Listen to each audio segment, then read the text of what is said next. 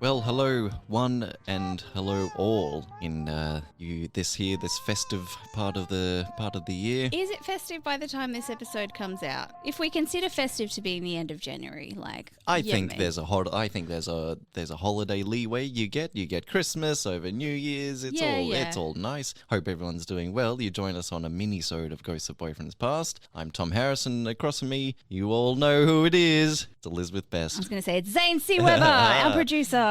Well, he's just a constant driving force behind this podcast. He's the man who pushes all the buttons on this podcast. That makes it sound very saucy. Yes. There he goes. He just can't help himself. We haven't pushed that in a while. Damn, I forgot it existed. We need that. Well, I need more dump them in my life. You just got to. I think there's been a few stories that were quite sensitive, and I didn't feel like I really wanted to scream dump them. The dump them button is. It's very like that guy's a. No, I was about to say the C word. That guy's an asshole. Dump them. I like it. All right. So today it's a questions episode, is it not? Yes, people, readers send in questions that they want Elizabeth and myself to answer. We do our best. Our advice isn't always the best. I think we're getting pretty good. I'm going to blow my own trumpet now. Okay, the trumpet. The lawyers say that we're no good, but I'm going to. No good. It's just. Well, they say don't take our advice unless you really want to, and if you do, don't blame us if something goes wrong. I think we're more of an advice library. Someone comes in with an issue, and we sort of point them to the right section, the right way to go. You know, we're like the Dewey Decimal System of the relationship dating world. That's right. And Elizabeth, a question from a reader. Dear Liz and Tom, is getting along well with your partner's parents important, or can the relationship work without doing so? What do you reckon? It is tricky. It depends whether your partner gets along with their parents also.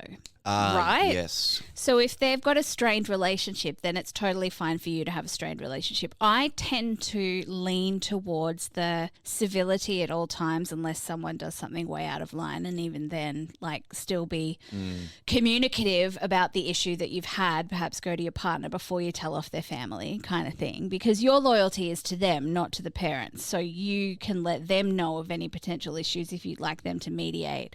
I don't think you have to be best friends with parents for it to work. No. But I do think you need to take your cues with the family on what your partner and the way that your partner reacts with them. I think, I mean, what do you reckon? I reckon that once upon a time, there's sort of different settings. Once upon a time, you had to sort of go to these people and ask for permission, and there was all these old...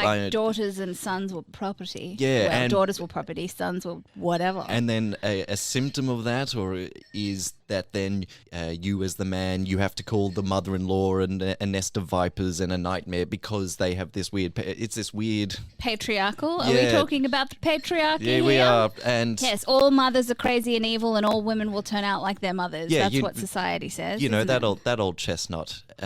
Some parents-in-law are genuinely nutbags, though. And it's really difficult when you're in a relationship and you have to deal with the crazy. I can't being in a relationship with someone whose parents doesn't approve of you, but your partner obviously does. I've had that. Yeah, I've had that. We broke up because of it, because his parents convinced him that I wasn't a good choice. It must be a hard mountain to overcome. I will say that this particular person, after his parents were like, I think she's a bit too young, I was at the time. And over the years, this person has contacted me every now and then, and I'm like, you still want it. Do you think they were... I don't think so anymore, but I think for a little while that there was still a little bit... He did it because his parents wanted him to, but there was always something still there a little bit. So no, I don't believe you have to be best friends with your partner's parents, but you said civility. That's a wonderful place to start, not just with your partner's parents, everything in life. Look, aim for civility first. Yeah, aim for kindness and an understanding. And I think if you've got any massive problems, then maybe don't go straight to the family with it. Go through your partner first. Yeah, that's probably... And gauge how that, because if they're like, no, Mumsy is completely right with everything she's absolutely doing, and you're like, okay, well, I don't want to marry into this family kind of thing. Good advice, Liz. Yeah. Interesting. All right. Interesting. What have I got for you?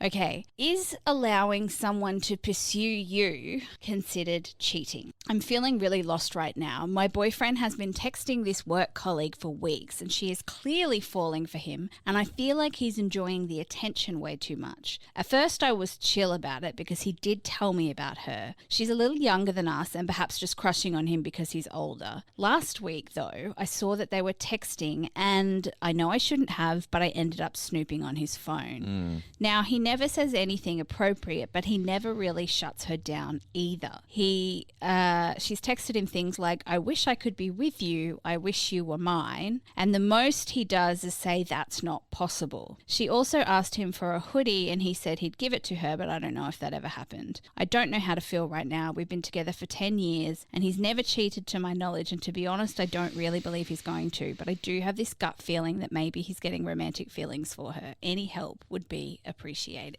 Oh, dear reader, I'm afraid that gut feeling can't be ignored, because cheating isn't just P in the V or similar.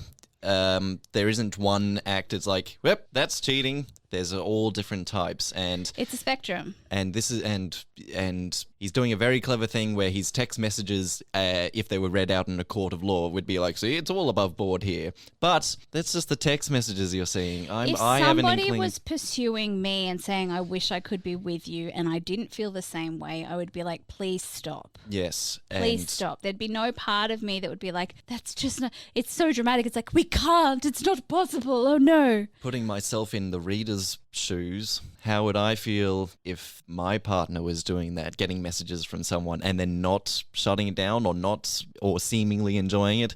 Yeah, my heart would hurt too, and I would have issue with it. So is it cheating with a label, a big label? No, but like maybe you could argue no, but it's on the way. My rule, yeah, it's definitely a gateway. My rule has always been don't do anything that you wouldn't do with your partner right next to you, and I can't imagine he'd be happy with you seeing those text messages, so therefore I think he knows that it's not above board. Yes. Well, it's a really difficult one, but if you haven't, did you say that you brought it up with him? It doesn't, like, if you haven't brought it up with him, please do. I think it needs to be brought, needs to be discussed. Yeah, my gut feeling says that's a big old red flag if he's not saying please don't. Not we can't. The difference between I don't want this and we can't is very fucking vast. We cannot. That's what you're saying. We cannot. Is that ... now? And we cannot press the button, until a year from now. Sorry, I'm going there. I'm going there. Oh, Zane's on mic. I mean, cheating is what you decided is right. Yeah. So if you say, hey, I'm not comfortable with you doing this. Setting a boundary. If you continue doing this, it's cheating. Yeah. Then it's cheating if he continues. Yeah, because then he knows what the boundary is. Thank you, Zane, for your wisdom. I was going to say something else, but I just went wisdom, and that's the end. For your wisdom. Zane's just embarrassed us on this episode as we bumble through and Zane's like, and he came on. Well, how about I just sum it up succinctly in 5 seconds for you? Mic drop and goodbye. Elizabeth, what are your thoughts on meeting a man who has no social media presence? He has a phone that he can text and call you from, and basically that's it. No Snapchat, Facebook, Instagram, Reddit, none of that. I've dated someone who was like that, and I think in some instances it's a good thing, and I think, great, they want to live in the real world, and in some instances I'm like, they then ask me how to do shit, and I'm like, yeah, how do I put out a news feed was a question that somebody once asked me, and I was like, oh, honey, no. I famously don't, I say famously, I don't know. I've written columns on the fact that I will never Google someone or cyberstalk somebody before I meet them. Sure. I don't like that because I think that gives my brain time to make up a bunch of shit that may or may not be true about the person. Sure. I mean, unless they're an axe murderer, in which case, but I would be strangely, like I have Facebook because I use it as my chief way to know when my friends are doing events. I have Instagram Instagram because it's part of my business, and we do social media for this show, but I don't have Snapchat. I don't have TikTok. I don't have Pinterest. I barely have LinkedIn. But you wouldn't be automatically suspicious of you met a No, nice man. I He said, "No, I don't wouldn't, have any of that." Because as long as they made it clear that it was because they didn't like it, rather than seemed like they were being shifty buggers. Interesting. What about you? I envy that man, that hypothetical man. I want to be that man. Wouldn't the world be so much like I am so addicted to social media because I would like how else could I put out a vague status about the pain that I'm in and have people reassure me? Look, I don't vague post, but like I spend way too long scrolling and I quite often reminisce. This is going to make me sound old. I reminisce about the 90s and how MSN was the most social media that we had, and how, like, if I went to school right now, I was so bullied in high school, right? And if that shit could follow me home, I don't know what I would have done with myself. Not just home, but on multiple platforms. Devices, like no matter what you do, it's there. Like the agony of it all. I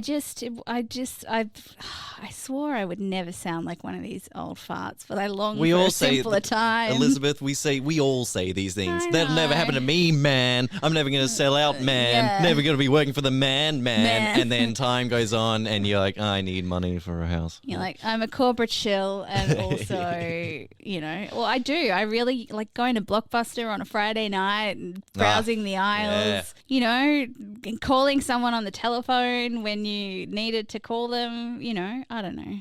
We long for simpler times, but I reckon there'll be an overcorrect. There's been an overcorrection with social media. We've taken social media and ran with it, and now we're going, actually, it's not that great, and we're pulling back. This is a complete tangent, and apologies for everybody if you're like, this isn't about dating, but the skincare body brand Lush. Yes. They announced this week at time of recording, but a while ago, they've actually quit all of social media because how it's damaging to, they say young people, but it's damaging to everybody. And they've basically gone, we're quite happy to lose $15 million a year from not advertising on social media if it means that we harm fewer people. That's probably a good thing. I wish I had the guts to do that, because honestly, social media is the bane of my existence. Once upon a time, as we wrap up this minisode, we used to say, be right back, GTG, got to go. Yeah. But now we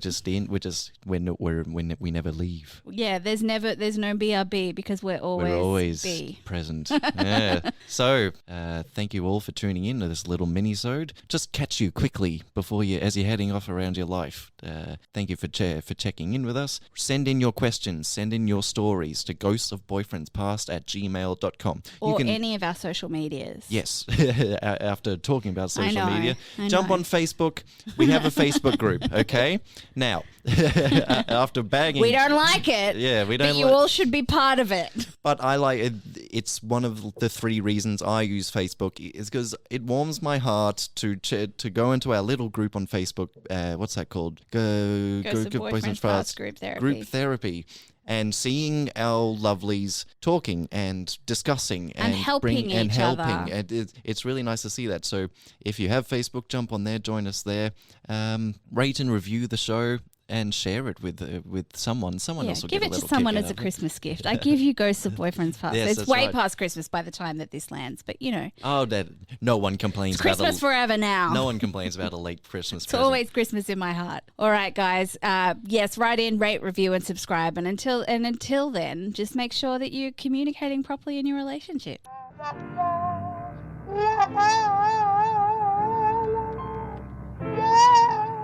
la la.